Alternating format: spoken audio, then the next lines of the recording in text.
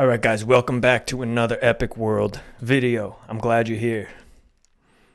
Today we're talking about fighting for your highest ideal self. This may be the most important concept that I talk about and that I've learned and am still implementing in my life. Fighting for your highest ideal self will take all of your energy. It is the most worthwhile thing in life to take all of your energy, because your highest ideal self is the you that you have the most capability of becoming with the most impactful output to the world and to your circle and to your family and to your community. Your highest ideal self is the you that your childhood self would want to be in the most wonderful way. Now I've got ChatGPT open to get a little flight plan on what it looks like to fight for your highest ideal self. This is what we've got. You want to clarify your vision, develop self-awareness, commit to personal growth,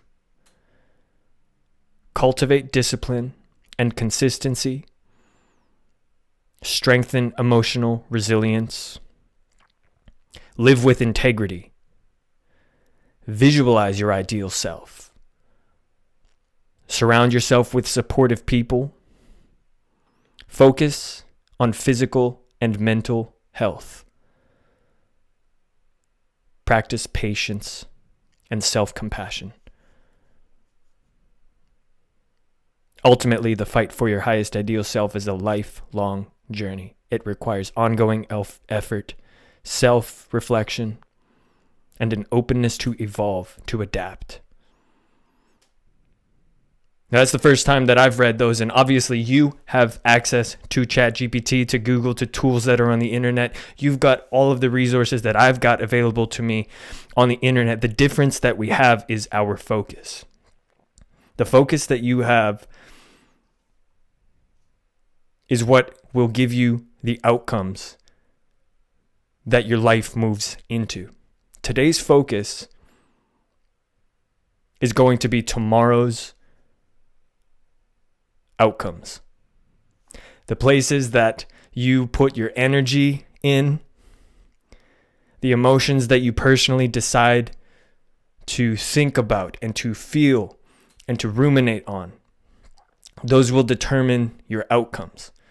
I want to mention something with emotion because this is important for highest ideal self. Every single one of us, yourself, we have situations that cause emotional anchors within us. And then they cause our mind to constantly relive the same emotional situation and the same pattern over and over. Things that happened a day ago, a week ago, when we were a child. All of these things have emotional anchors. You can think of your memory and your emotion like a graph, like a grid. You know, the kind of grid that crosswords are in, but without the letters. And each day has one box on that grid. And the things that happened in that day have emotions connected to them. So what I believe with our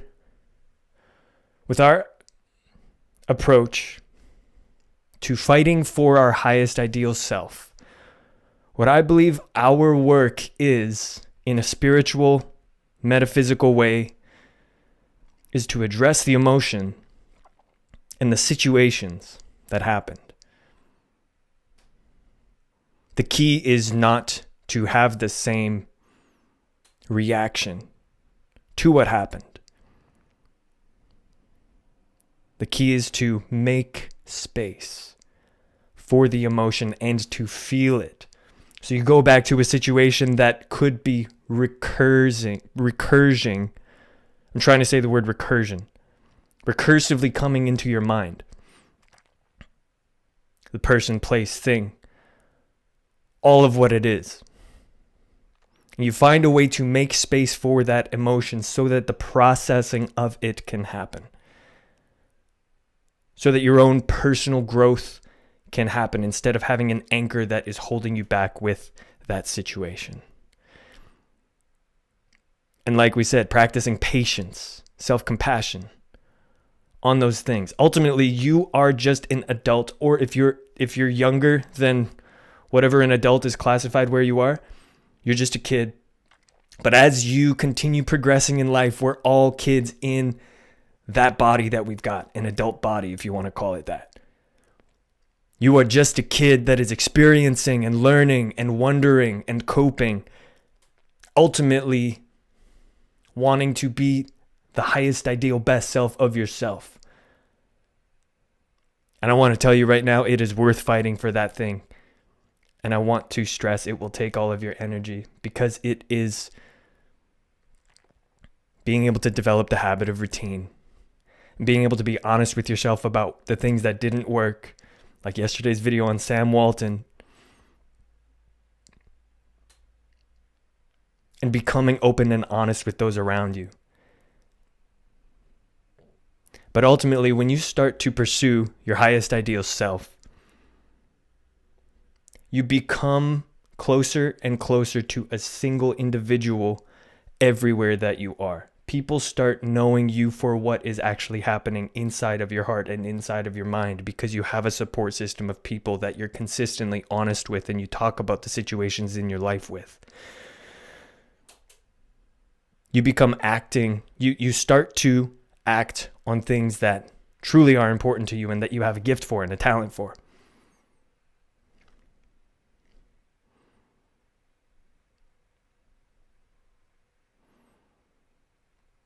And you know what? If it's the grace of God, if it's the purpose that you're given to fulfill on this planet, whatever it is, I want to stress and say, your highest ideal self will make you the most fulfilled out of anything. It won't solve every single problem. In fact, what we all hear is that there's more situations in life just bring more problems, but the capacity that you have to handle those problems, the situations that come your way, that grows.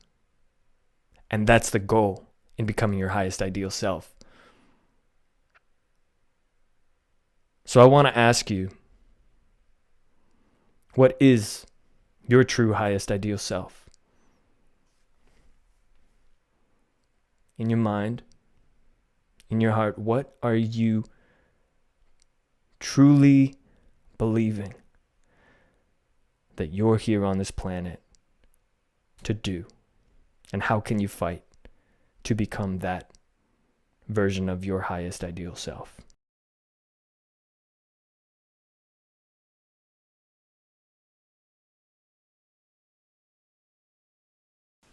This is Epicworld. Peace.